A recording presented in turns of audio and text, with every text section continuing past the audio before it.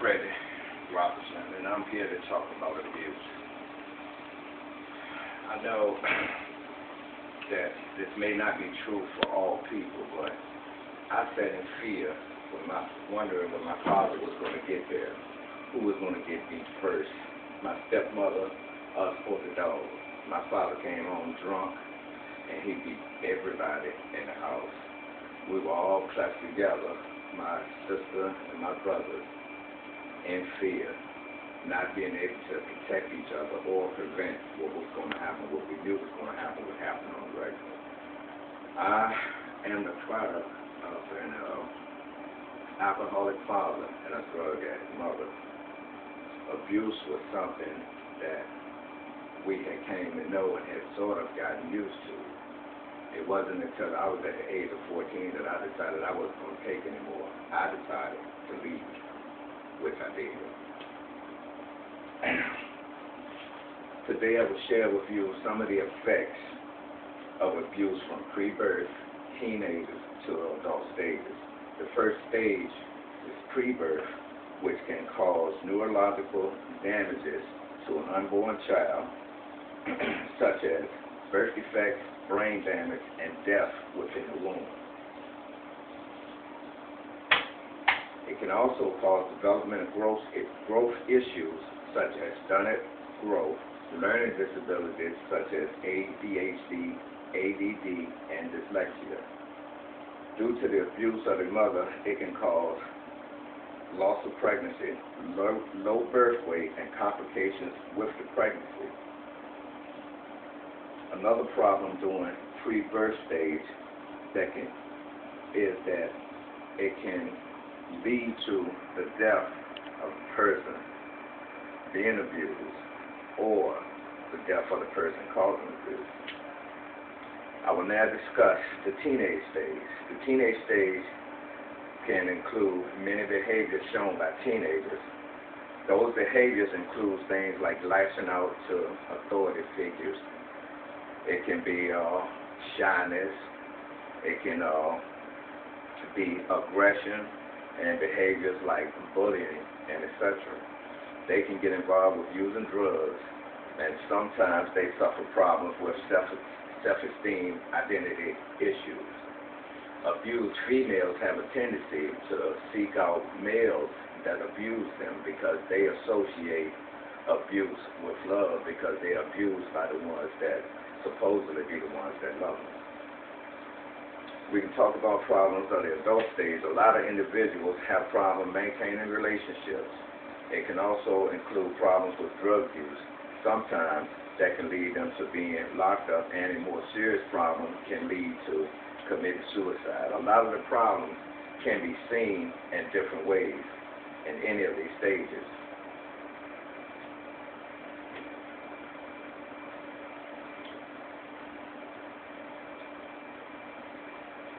Teens growing up are more likely to become abusers themselves because that is what they are accustomed to. Also, if the problem is not addressed, the children will end up in prison, hurt, or kill someone, or maybe even kill themselves.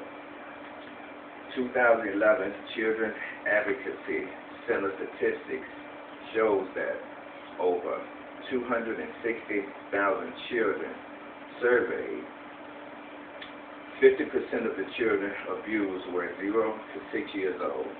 30% of the children were 7 to 12 years old. 20% of the children were 13 to 18 years old. Of the children surveyed, 70% of the children reported sexual abuse. 30% of them reported physical abuse, and 60% participated in forensic interviews. Over the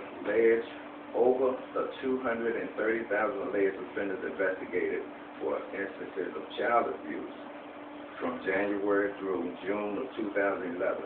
Startling statistics include 55% were 18 plus years old, 25% were 13 to 17 years old, and 20% were under the age of 13. 50% were a parent or step-parent of a victim. 30% were related to children to the child victim in another way.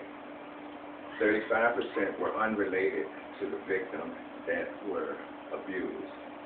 Nearly 5 children die every day in America from abuse or neglect. In 2010, an estimate of 1,560 children died from abuse and neglect in the United States. These statistics show that abuse is something that needs to be addressed and it needs to be looked into. When I was coming up, there were no such things as child abuse. You know, you got whooped by everybody in the neighborhood if you did something wrong. You got the worst whooping when you got home. But growing up with an alcoholic, abusive father, the abuse, it went way beyond abuse. I remember times of sitting down and my sisters and brothers and we had to nurse each other wounds from the whelps and bruises from extension cords that we would beat with. In all, abuse is something that I had to deal with because of my abuse. At one point, I did become an abuser. It took a lot of soul searching and knowing that it was wrong for me to break that cycle. This can be a real problem. You know, it landed me in prison, so I can sort of relate. That's why I chose this subject. You know, it's one thing that we all need to do. We need to break the cycle. You know, in conclusion, I have discussed with you how abuse affects 3 stages of life in the individual from pre-birth, teenage to adult. The main thing that occurs with children of abuse when they grow up is that they are more likely to become abusers themselves, as I did.